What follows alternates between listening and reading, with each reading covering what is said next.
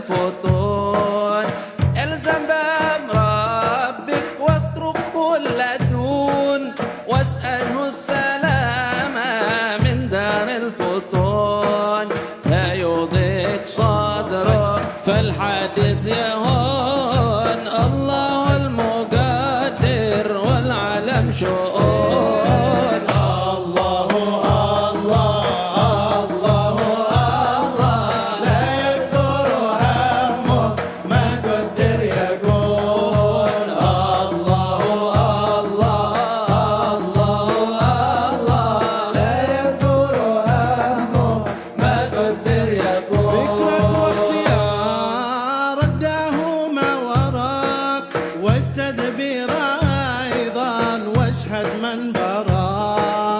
فكرك واختيارك داهما وراك، والتدبير أيضا واشهد من براك.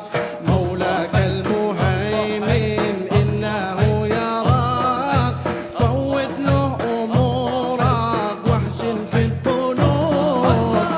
الله الله الله الله، لا يكثر همك ما قدر يكون. الله الله الله الله، لا يكثر همك ما قدر يكون. الأول موقف قوله ذي الحماك، يعترف على الله الذي خلق. الأول موقف قوله ذي الحماك، يعترض على الله الذي خلق.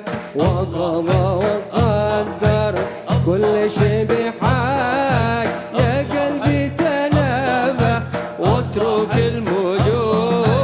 الله الله الله الله، لا يكثر همك ما قدر يكون. الله الله الله الله، لا يكثر همك ما قدر يكون. قضى من تعالى بالرزق القوام، في الكتاب المنزل نورا للأنام. قضى من تعالى بالرزق القوام، في الكتاب المنزل نورا للأنام. فالرضا فريضة والسخط حرام، والقنوع راعى والطمع جنون.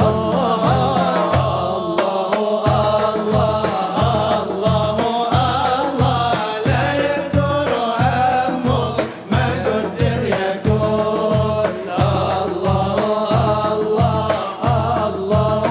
الله، لا يكثر همك ما قدر يكون. انت والخلائق كلهم عبيد، والاله فينا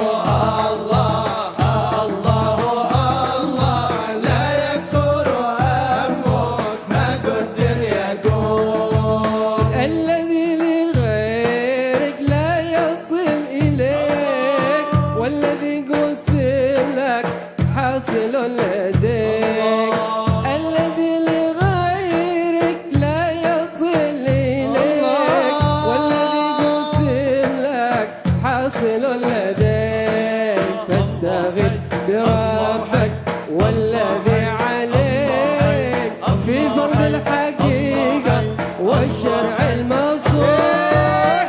الله الله الله الله لا يكثر همك ما قدر يقول الله الله. الفاتحة إلى حضرة النبي محمد صلى الله عليه وآله وصحبه وسلم. الفاتحة. أعوذ بالله من الشيطان الرجيم. مالك يوم الدين إياك نعبد وإياك نستعين صراط الذين أنعمت عليهم غير المغضوب عليهم ولا الضالين. اقرأ. بسم الله الرحمن الرحيم. الحمد لله رب العالمين والصلاة والسلام على أشرف الأنبياء والمرسلين وعلى آله وأصحابه أجمعين radhiyallahu ankum.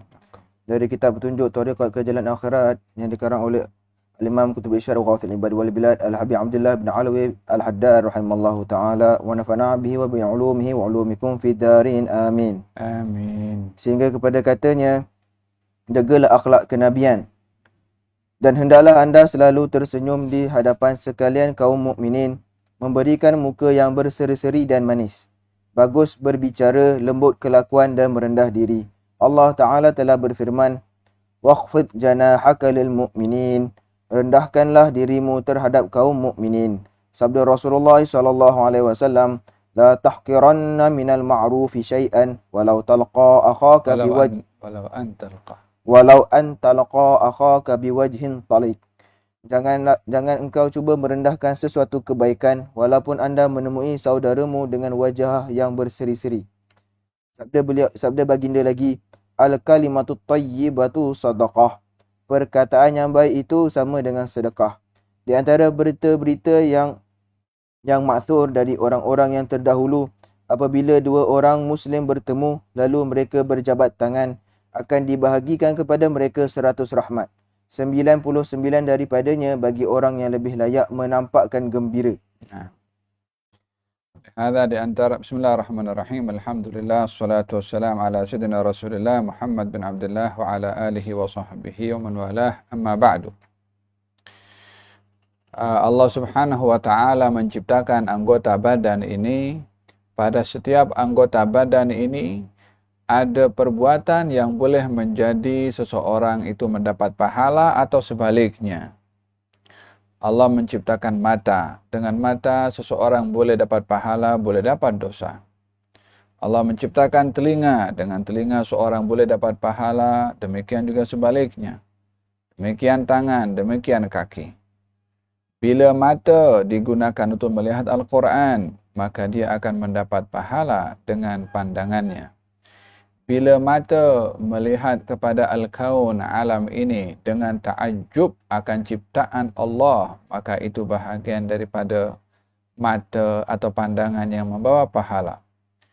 Melihat kepada orang tua dengan pandangan sanjung dan hormat, pandangan itu akan membawa pahala. Melihat kepada guru dengan pandangan ta'zim, maka itu pun juga pandangan yang membawa pahala. Memandang kepada saudara mara dengan pandangan kasih sayang dan silaturahim untuk disambung, itu pun pandangan yang membawa pahala. Memandang kepada sahabat dengan pandangan rahmat, dengan pandangan hormat, dengan pandangan persahabatan, dengan pandangan baik sangka, maka itu pun pandangan juga yang membawa kebaikan. Sebaliknya, bila seseorang menggunakan pandangannya untuk melihat yang haram, maka dia akan mendapatkan dosa dengan pandangannya. Melihat kepada orang tua dengan pandangan tidak hormat, dia akan berdosa dengan pandangannya.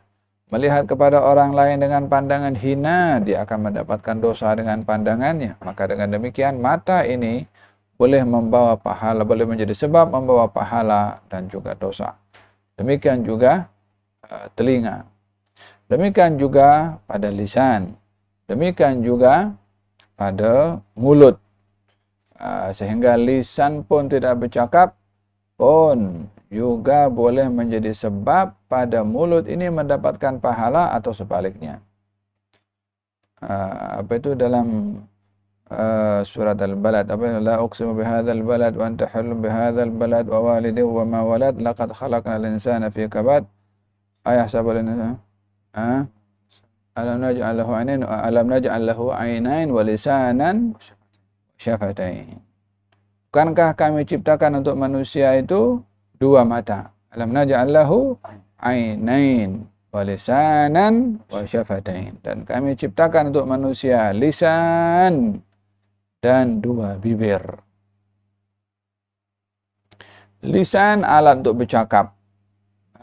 Bibir adalah pintu. Dan juga terkadang bibir boleh bercakap walaupun tanpa ada suara. Tersenyum itu gerakan daripada bibir. Tapi kalau senyuman itu senyuman sinis, dia akan menjadi dosa. Kalau senyuman itu senyuman gembira akan musibah yang menimpa orang, maka senyuman itu akan menjadi dosa.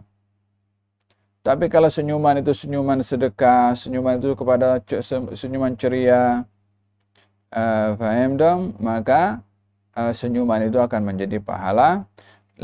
Dalam hadis Nabi Muhammad SAW, ibtisamuka li akhika sadaqah.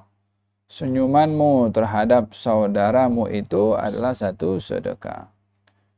Fil hadis dinyatakan, aku tak pernah tengok orang yang lebih banyak tersenyum melebihi daripada Rasulullah.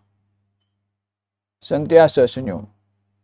Sehingga tak dilihat pada Nabi kesukaran, kesedihan dalam hidup karena selalu dinampak senyum. Biasanya kalau orang itu dalam keadaan susah dia nampak murung. Nabi jarang sekali dilihat begitu. Selalunya dalam keadaan senyum walaupun sejuta masalah yang dihadapi oleh beliau. Faham tak? Oleh hadza kata Sayyidina siapa itu? Bukan Jabir bin Abdullah, Jarir al-Bijli. Katanya, aku tak pernah terserempak dengan Nabi kecuali beliau dalam keadaan senyum. Sallallahu alaihi wa ala alihi wa sahbihi wasallam. Sampai ada satu peristiwa itu di mana ada satu orang bernama Fudhalah. Fudhalah ini dia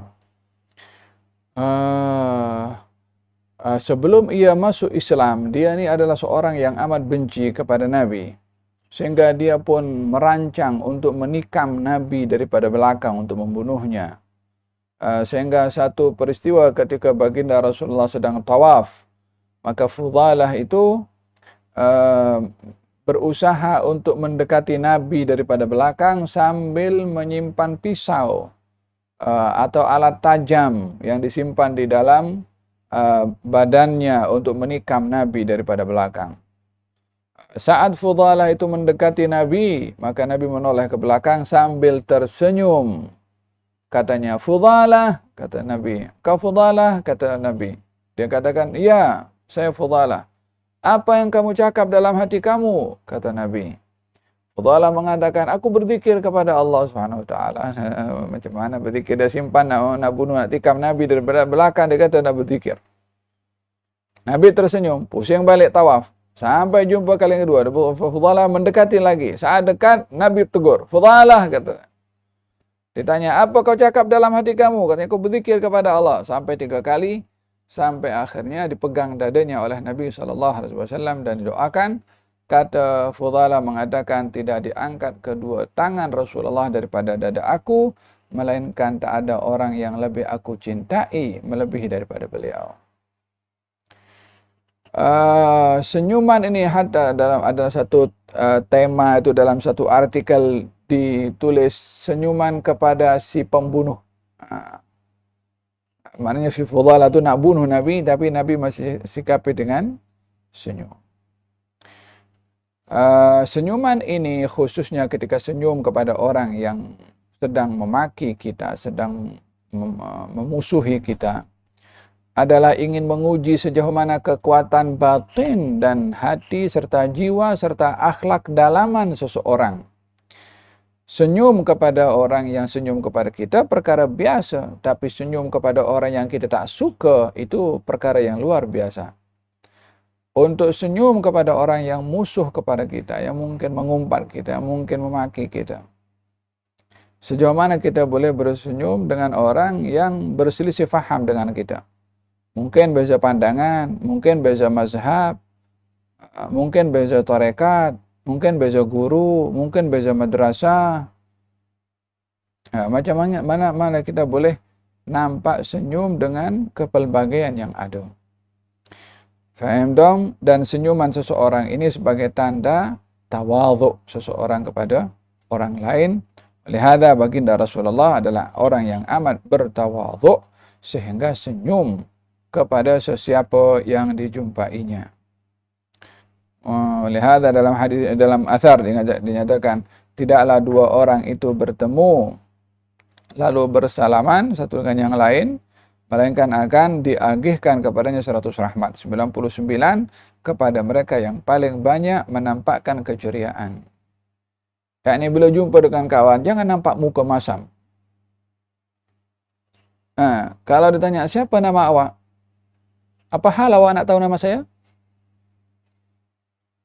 Bukan macam tu caranya. Faham dong? Melayan dalam pertemuan dan pergaulan, jumpa di bus stop, jumpa di LRT, jumpa di train, jumpa di bus bermusafir, mungkin kita seorang, duduk sebelah kita orang lain, sembang di situ, tanya siapa nama, daripada mana, kemudian masuk dakwah situ, cakap pasal agama sikit, ya kan? Kalau yang duduk sebelah kita perempuan macam mana? Ya, kalau perempuan itu tak tutup aurat, kita alihkan pandangan kita daripada melihat auratnya. Tapi untuk menyampaikan dakwah, perlu kita berdakwah. Perlu kita beritahu apa yang benar. Jangan pula tanya nama, minta alamat, nomor telefon. Faham tak? Peluang untuk berdakwah bila ada, ambil peluang itu. Balighu anni walau sampaikan daripada aku walaupun hanya satu ayat. Ya subhanallah, barangkali satu perjumpaan hanya sesaat dalam bus ke dalam LRT akan membawa kesan yang dalam kepada orang kita jumpa yang kita tak tahu. Mungkin dalam sesaat tu hanya berapa minit dalam LRT kita sembang-sembang dengan orang tu, dia terkesan dengan apa yang kita sampaikan. Dengan begitu kita sudah membawa hamil risalah, membawa risalah dakwah. Faham dong? Walihada perlu untuk kita menampakkan keceriaan hatta kepada orang yang kita tidak menyukainya. Gerak. Ingat, jangan sampai anda tidak bertegur sapa dengan seorang Muslim kerana ikut kehendak hati. Jika ada maslahat keagamaan untuk menjauhinya, maka jangan sampai menjauhinya lebih dari 3 hari sahaja. Rasulullah SAW telah bersabda, Man hajara akhahu fawqa 3 adkhalahu Allahun nar illa an yatadarakahu Allahu birahmah. Sesiapa yang tidak an yatadarakahu Allahu birahmatih. Sesiapa yang tidak bertegur siapa terhadap saudaranya melebihi 3 hari, kelak dia akan dimasukkan Allah ke dalam neraka, kecuali jika dia membebaskannya dengan rahmatnya. Semua ini apabila menjauhinya itu kerana tujuan mendidiknya. Adapun jika dia suka melakukan yang batil, yakni perkara yang salah, dan meninggalkan yang hak, maka tiada akhirnya baginya sehingga dia kembali kepada yang benar, yakni menjauhinya dalam hal serupa ini adalah wajar. Hendaklah anda menunjukkan hadza berkenaan dengan perhubungan antara sesama Muslim, baik itu dengan ikatan persahabatan, dengan ikatan tali silaturahim, kekeluargaan, maka yang seperti ini adalah wajib untuk dijaga. Dalam hadis Nabi Muhammad sallallahu alaihi wasallam, la yadkhul al-jannata qati' rahim, tak akan masuk syurga orang yang memutuskan tali silaturahim. Di antara seseorang itu dikategorikan memutuskan perhubungan atau silaturahim bila enggan untuk berbicara, memutuskan perhubungan sama sekali, tak mau bercakap, tak mau datang berjumpa. Kalau dijumpai dia palingkan wajahnya, tak mau tengok. Kalau dia bercakap, dia pun tak mau bercakap. Kalau didatangi rumahnya, ditutup rumahnya, tak mau terima.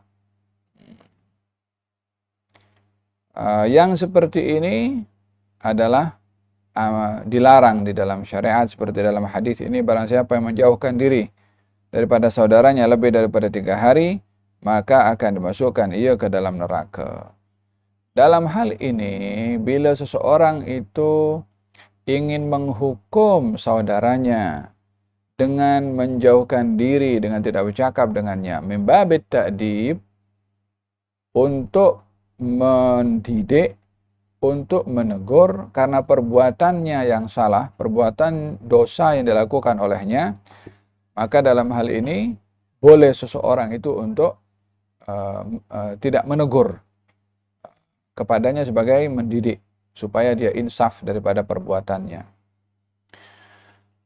Seperti hal ini kita lihat dalam peristiwa ketika terdapat 3 orang sahabat Nabi yang tidak hadir dalam peperangan Tabuk waktu itu. Dalam peperangan Tabuk. Sehingga mereka dihukum oleh Allah Subhanahu wa taala dengan tidak ada sesiapa yang boleh bercakap dengan dia. Di antaranya adalah Ka'ab bin Malik. Tak boleh ada orang bercakap, dipulaukan, dikucilkan.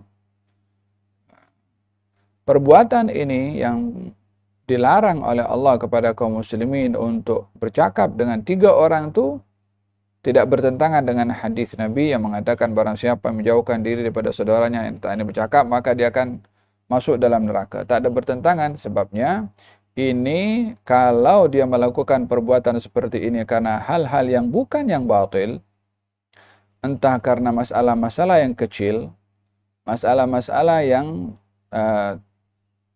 tak menjadi sebab yang dibolehkan oleh syarak untuk menghijrah, menjauhkan diri daripada dia, maka tak boleh seseorang itu tidak bercakap dengan saudaranya.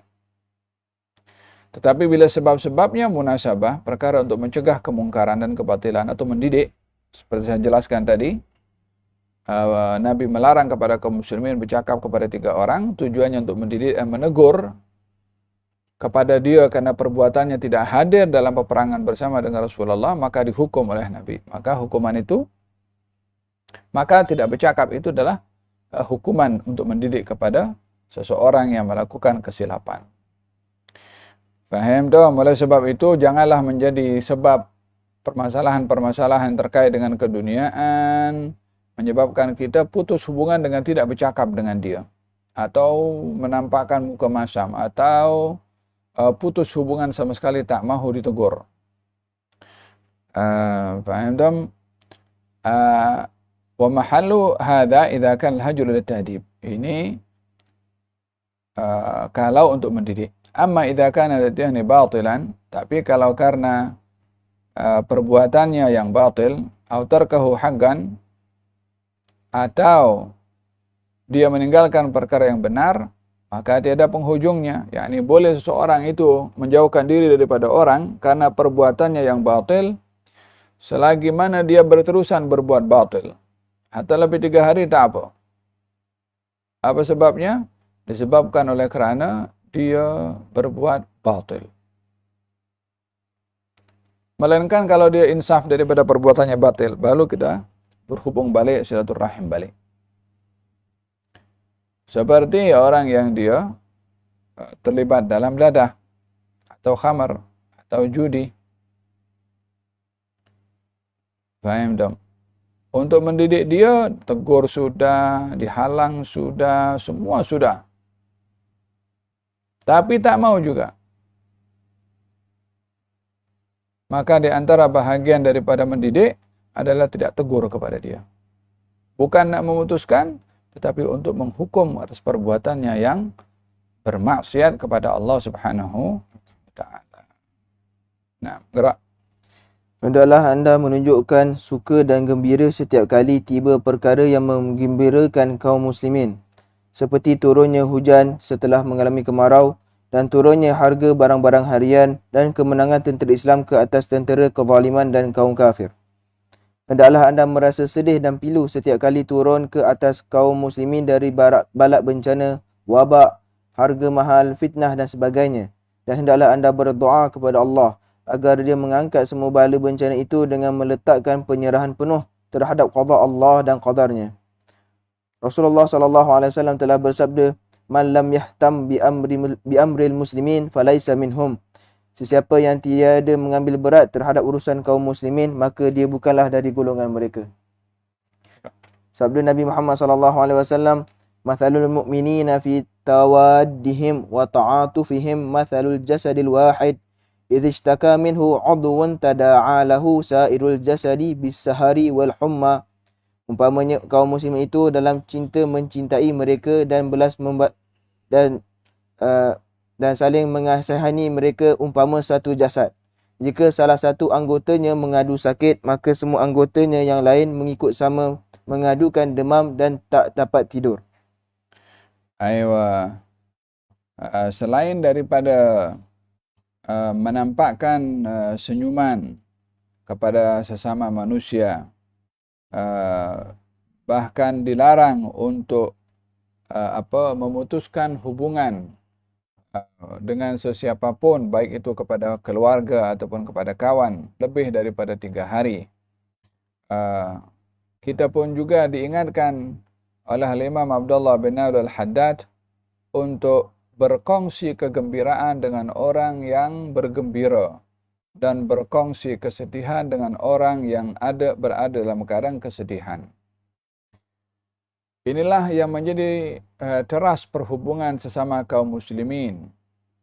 Dilarang seseorang bergembira atas kesusahan yang menimpa kaum muslimin. Seperti mana kita dilarang untuk bersedih dengan kegembiraan yang menimpa kepada atau yang diberi kepada kaum muslimin oleh Allah Subhanahu wa taala. Oleh sebab yang demikian, Allah Subhanahu wa taala berfirman dalam Al-Qur'anul Karim, "In tusibkum hasanatun tasuhum." Kalau kaum muslimin meraih kemenangan dalam peperangan, tasuhum. Berita kemenangan itu menyusahkan kaum munafikin. Yani kaum munafikin, kalau kaum muslimin balik daripada perang menang, dia susah hati. Tapi kalau kekalahan menimpa kaum muslimin, yafrahu biha. Kaum munafikin seronok. Hada sifat kaum al-munafiqin.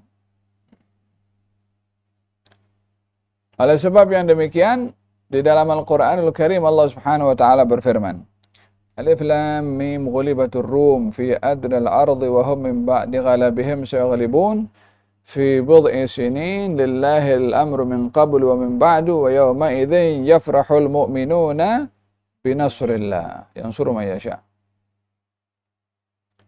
Bercerita tentang peperangan antara Rum dan juga Persia. Ghulibatur Rum dalam satu peperangan kalah. Wa hum min ba'di ghalabihim sayaghlibun. Namun setelah peperangan ini akan berlaku peperangan sekali lagi. Namun peperangan yang akan datang kaum Rum akan menang. Peperangan itu akan berlaku fi bid'i sinin dalam beberapa tahun. Bid'i ini kurang daripada 10 tahun. Lillahil amru min qablu wa min ba'du wa yawma idzin yafrahul mu'minuna binasrillah. Pada kemenangannya Rum waktu itu, orang-orang beriman bergembira. Yang berperang Rum, yang menang Rum, yang bergembira orang beriman. Apa sebabnya? Bukankah Rum tak beriman seperti mana kaum mukminin? Ya, tetapi mereka lebih hampir dengan orang-orang yang beriman dari segi agama samawi yang diterima oleh mereka seperti kaum muslimin, berbeza dengan Parsi yang menyembah kepada api pada ketika itu. Jadi kaum mukminin waktu itu ketika gembira, Allah rekodkan dalam Al-Quranul Karim. Dalam Al-Quran Allah berfirman, La tafrah, innallaha la yuhibbul farihin. Ketika menceritakan tentang Qarun. Qarun jalan dengan dia punya harta. Seronok dengan hartanya. Katanya, La tafrah, innallaha la yuhibbul farihin. Kau jangan seronok. Allah tak suka kepada orang-orang yang seronok. Macam mana Allah tak suka kepada orang yang seronok? Didapati di situ ramai orang-orang yang bergembira dengan Qarun, dengan kekayaan yang ada pada Qarun, berkongsi kegembiraan dalam kemungkaran. Maka ditegur, jangan kamu bergembira. Maksudnya, janganlah kamu berkongsi kegembiraan pada perkara yang mungkar sehingga kamu akan menanggung dosa dengan rasa gembira itu saja. Hatta tak dapat nikmatnya. Bergembira dengan perkara yang mungkar, mungkar. Al-farahu bil mungkar, mungkar. Bergembira dengan perkara yang mungkar, mungkar juga. Faham dong? Walihada dalam hal ini diingatkan oleh Imam Abdullah bin Al-Haddad, hendaklah kita merasa susah bila apa-apa perkara buruk menimpa kaum muslimin. Dan juga rasa gembira bila mana perkara nikmat menimpa kaum muslimin. Zaman kita sekarang alangkah banyaknya kaum muslimin yang ditimpa kesusahan.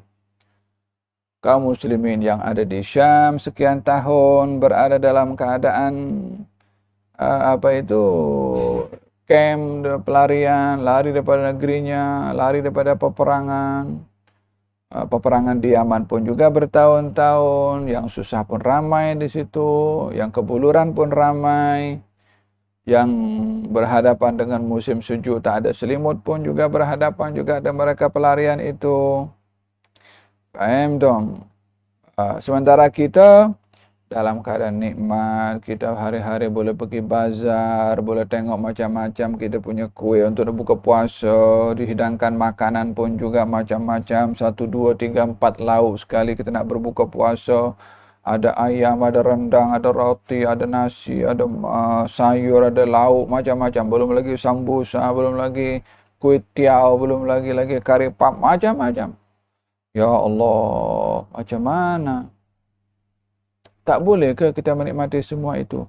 Boleh. Tapi jangan lupa dengan kita punya sahabat-sahabat, saudara-saudara yang susah. Bila mampu untuk membantu mereka dengan duit, bantu dengan duit. Tak mampu, bantu dengan doa. Tak mampu juga, tak mampu nak berdoa pun tak tahu macam mana. Rasa dalam hati ini pun juga tak senang juga. Jangan seronok dengan apa yang kita dapat, sementara ramai daripada saudara-saudara kita yang berada dalam keadaan kesusahan. At least paling tidak doakan. Faham dong? Melihat dalam hadis dinyatakan, barang siapa yang tidak ambil berat pasal hal orang-orang muslim, maka dia bukan golongan daripada orang Islam. Maksudnya tidak sempurna Islam seseorang kalau tidak mengambil berat keadaan orang Islam yang lainnya. Gerak. Ucapkan terima kasih bila menerima pemberian orang. Alaih yakfi khalas. InsyaAllah kita akan sambung kita beri pengajian pada pertemuan yang akan datang insyaAllah. Moga-moga Allah Subhanahu Wa Taala berkati majlis kita. Dan moga-moga Allah Subhanahu Wa Taala jadikan kita orang-orang yang menghayati akan akhlak Nabi Muhammad sallallahu alaihi wasallam. Dan moga-moga Allah Subhanahu Wa Taala angkat kesusahan umat Islam di mana saja mereka berada. Yang ditimpa penyakit COVID, mudah-mudahan Allah berikan kesembuhan. Yang sedang karantin, mudah-mudahan segera diselesaikan. Yang berhadapan dengan masalah ekonomi, dibuang kerja, moga-moga dibukakan pintu rezeki daripada sumber yang tidak diketahui olehnya, namun diberi oleh Allah Subhanahu Wa Taala. Moga-moga Allah Subhanahu Wa Taala satukan hati umat Islam, dan moga-moga Allah Subhanahu Wa Taala angkat wabak yang menimpa kepada umat Islam, mengangkat peperangan, permusuhan, perselisihan daripada semua umat dan juga khususnya umat Islam. Dan moga-moga Allah Subhanahu Wa Taala berikan kesedaran kepada mereka yang sedang berperang untuk insaf. Semoga Allah Subhanahu Wa Taala berikan hidayah kepada mereka untuk insaf dan kembali ke jalan yang benar, menegakkan yang benar dan mencegah yang mungkar. Ya Rabbal Alamin. Dan moga-moga Allah Subhanahu Wa Taala terima amal ibadah puasa kita yang sudah masuk kepada pertengahan yang kedua. Moga-moga Allah Subhanahu Wa Taala daripada puasa yang kita lalui sebelum ini diterima oleh Allah Subhanahu Wa Taala, dikabulkan oleh Allah Subhanahu Wa Taala, disempurnakan apa yang kurang pada ibadah itu, dan moga-moga pada waktu-waktu yang akan dihadapi di masa akan datang, hari-hari yang akan dilalui di masa akan datang, moga-moga Allah berikan ilham, taufik kepada kita untuk lebih bersemangat untuk memanfaatkan waktu dengan amal yang saleh, dengan zikir, dengan salawat, dengan tadarus, dengan baca Al-Quran, dengan tafakkur, dengan bersedekah, dengan bermutalaah, dan dengan silaturrahim, dan juga berbuat ihsan sesama kita. Amin ya rabbal alamin. Amin ya rabbal alamin. Amin ya rabbal alamin. Bisirril Fatihah.